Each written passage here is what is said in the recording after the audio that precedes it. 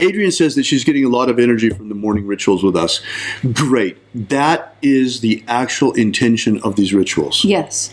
Now, I would like to encourage all of you to come and check it out. Check out our live stream in the morning. Now, whether you are Christian or whatever religious background or religious faith that you have, it's really worth to check this out. We've managed to discover an ancient manuscript that has really not been used much by other magicians really at all in a very, very long time, because the manuscript came down to us from ancient Egypt, where it was found by archaeologists. This is a compendium. It's a compendium of various texts that were produced between the 3rd and the 5th centuries. But those themselves were compendia as well. Right, so earlier materials. The manuscript is written in the first person of Jesus. And the manuscript itself purports to be the secret teachings that Jesus gave to his disciples. And part of this, the only part that we've really been talking about publicly so far, is called the Treasury of Light, and the opening of the Treasury of Light. And it's a fantastic system of solar invocation. Yes, and it's nice. And what I like best about it is how fine it is. Oh, it's like fine wine. You know, I've worked a lot with Enochian magic, and I've worked a lot with Kabbalistic magic, and I've worked with Chaldean magic, a whole lot of different magical systems. This one is quite unique in its purity. Right, and I'll explain it to you. The easiest way is when I'm working the shamanic path, it feels very much like putting on a nice fox fur coat, right? Right. But when I practice this magic, this new magic that we're doing, it feels more like slipping on the finest, thinnest silk robe after having a lovely steam bath and rose perfume. It's so much more edifying in the qualities. You know, one of the things that has sort of struck me out there is, you know, we always come in and we review the ritual afterward, and we look at your comments, and, you know, we can't interact with you during the ritual because we're live streaming on 5 different platforms. Right. But we always do come in and we look at those streams later, and we look at the things that you guys were talking about, and we think about them and maybe build them into the ritual the next day. Yes, yes. You know, so yeah, we do check that stuff out. And yeah, there's some really interesting things that we've been noticing. And one of the things that's kind of odd that I've noticed is that there have been some Christians that show up, and they are, wow, shocked. Jesus didn't do magic. There's no magic in Christianity. Right. You know, it's like, because, you know, they have been in a way misled by their churches to believe that magic is somehow evil. But indeed, actually, Jesus was a magician. Right, and the whole preconditioning to dislike magic is just another way that the church removes the power of God from the individual and places intermediaries in the place. This is just one example of, remember what I told you before. Let's not say magicians of light and black magicians or whatever, and let's not even say that there are people doing it, which there are, but let's just take it to the most abstract level. Okay.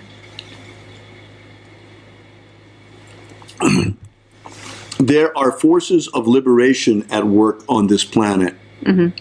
And there are forces of enslavement at work on this planet. Yes, clearly. Exactly. Now the question is, who has the upper hand at any given time? Right. We're trying to tip the balance, and quite determinedly. But these forces are here, and they're always here. Now, there have been times historically, for example, Buddha, Jesus, Krishna, all of these are great avatars. Lao Tse, Manu. They all came and they left behind them something. But what do they have in common? Each of these great avatars were all of them liberators of humanity. They showed a path of liberation, a path of freedom. Yes. A path of spiritual liberation. In our case, a path of magical liberation. But what happened? Immediately after they passed, the message got twisted and turned and reformed into something else. Right. Because as long as the avatar is here, you can hear it directly from them. You get the actual message. But the minute they're gone, the forces of enslavement go to work. So we went, for example, in Christianity, we went from the early phase where there was not only an exoteric message, which was the message that Jesus gave to the masses, but there was also an esoteric message, of course, because you can't teach everything to everyone. Right. But there were certain teachings that were actually reserved to the disciples. Otherwise, why disciples? Right. And, you know, interestingly enough, if you do some historical research, guys, hey, don't take my word for this. Research it yourselves. There were actually also female disciples back then. At an equivalent status and an equivalent number of them. Right. This message was a message of life. His message was a message of life. His message was a message of liberation, salvation, freedom. Mm-hmm. His message was also a message of abundant life. Now, what does that mean? That means abundant God-force energy, the same solar energy we keep talking about all the time. Yes. He was talking about that and teaching people how to have more of it. Right, so true, exactly what happened in Buddhism when the exegetes started to predominate Siddhartha Gautama's teachings. Exactly. Mm-hmm. They turn everything on its head. And they turn it back into the slave religion, the slave mentality. Anything to perpetuate the status quo, that humanity remains static. Humanity remains here on the planet. Mm-hmm. But this is the deal. You know, Jesus is an avatar. He was a good farmer. He came and he planted a whole lot of seeds in people's souls. Some of those seeds fell on fertile ground and took root and sprouted. Some of those seeds fell on rocky ground and died. You know, some fell on salty ground and died. But there were some that fell on good ground and they grew. Here we are now, 2,000 years later. We're in a weird situation on this planet because the forces of enslavement are strong and they're doing their best to, you know, put everybody under their jackboot. But at the same time, we have all of those souls that were impregnated with those seeds that were planted by Jesus 2,000 years ago. And now all of us are ripe for the harvest. It is now the time of the harvest, when it is time for us to ascend. Is it by accident that now we rediscover this ancient magic of ascension that was left to us by him? Or is that because of the time that we're here, at the end of the age, the Omega point rather than the Alpha point?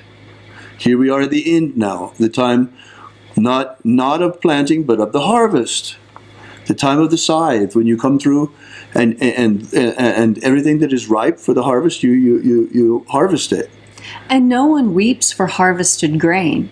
They weep for the grain that was not harvested. Right. Because the grain that is harvested has fulfilled its duty and has lived up to its own highest standard. The highest standard of grain is to be consumed. The highest standard of earthly existence is to ascend. Right. And now is the time of ascension. It's time that the magic of ascension be taught far and wide, and we're going to do our best to get that out there. It's very interesting because, you know, here in America, you know, Christianity in America has a very particular flavor. And one of the things that they think is going to happen in the last days is called something called the Rapture. Now, this idea of rapture is really nothing more than a Christian synonym for ascension. You know, to ascend the way that Jesus ascended. There were numerous accounts of ascension in the New Testament and in the Old. It's not without reason that John was baptizing in the desert, where there's so much sun, and it's completely unhindered by water. Water is glorious and also necessary for life.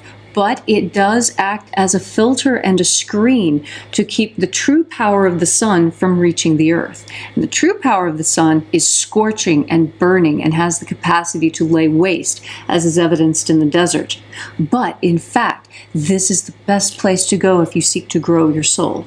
Now, no doubt there was a time that in the early times of Christianity that these teachings, this magic that we have rediscovered, was oath-bound for sure. It was only for initiates. In fact, those initiation rituals still exist, and we will talk more about that another time.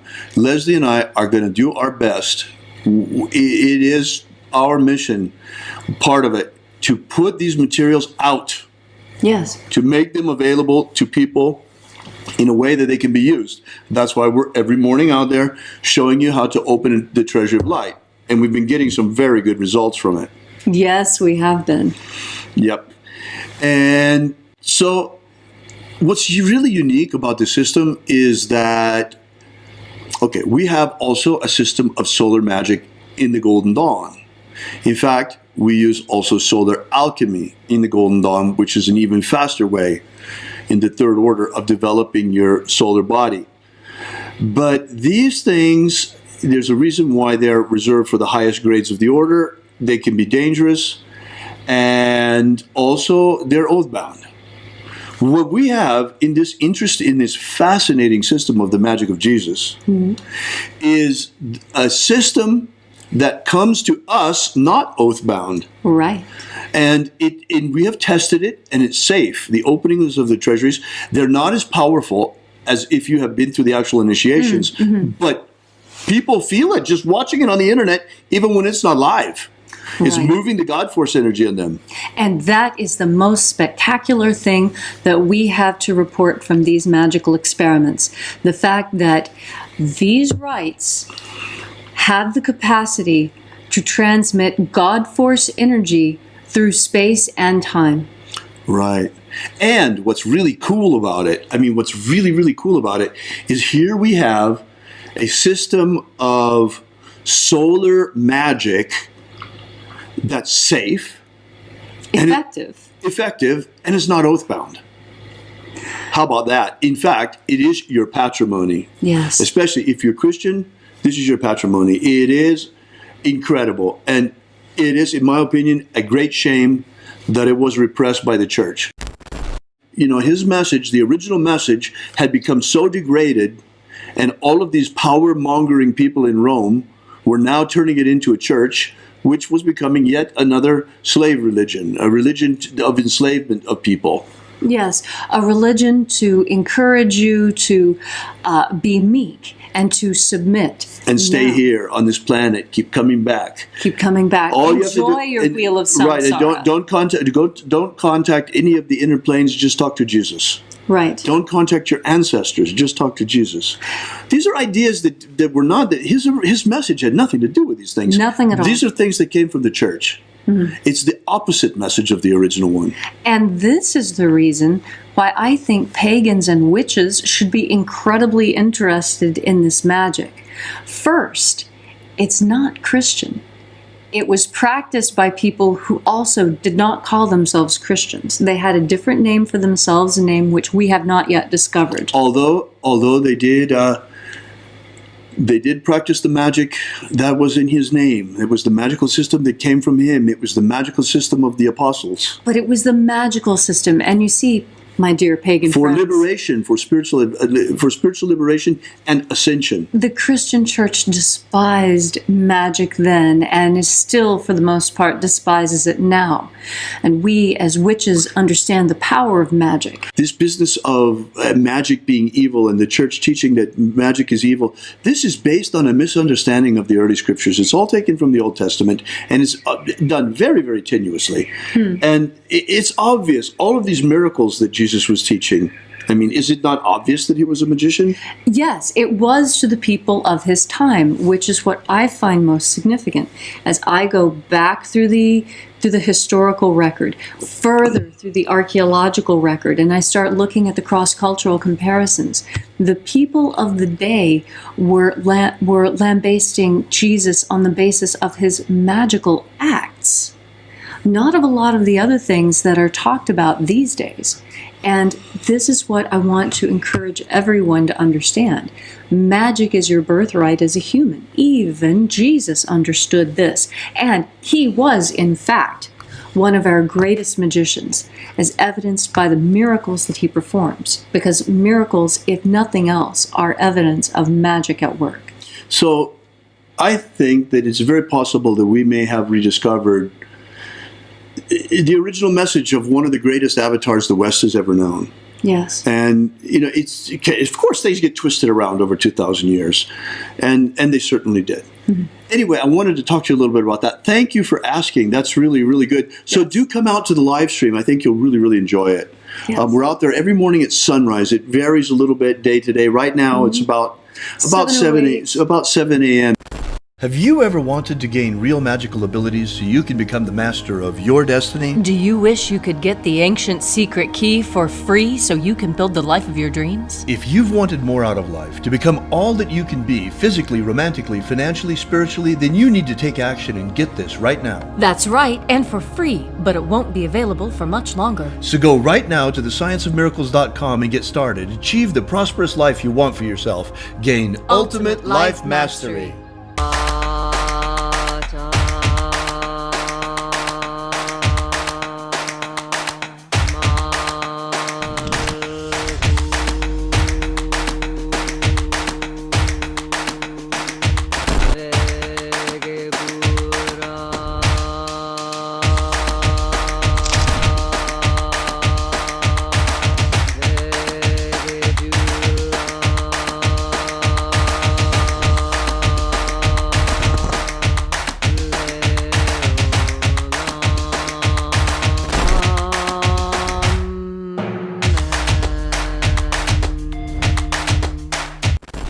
Are you familiar with the Rosicrucian? With what's his name? He's popular in the States. He's the president or the from the Golden Dawn. What's his name? Oh. David Griffin. David Griffin. David Griffin. David Griffin. Have David Griffin. I saw an email yesterday that he sent out about there's a magical war going on. Demons of the infernal realm. All of them. There is really a magical war going on. There is a guy called David Griffin who is heading all these magicians. David Griffin is S.L. McGregor Mather's present successor. David Griffin. David Griffin. David Griffin. David Griffin. I'm Golden Dawn Imperator David Griffin. David Griffin. David Griffin. David Griffin. David Griffin. There's a magical war going on. So there is really a magical war going on.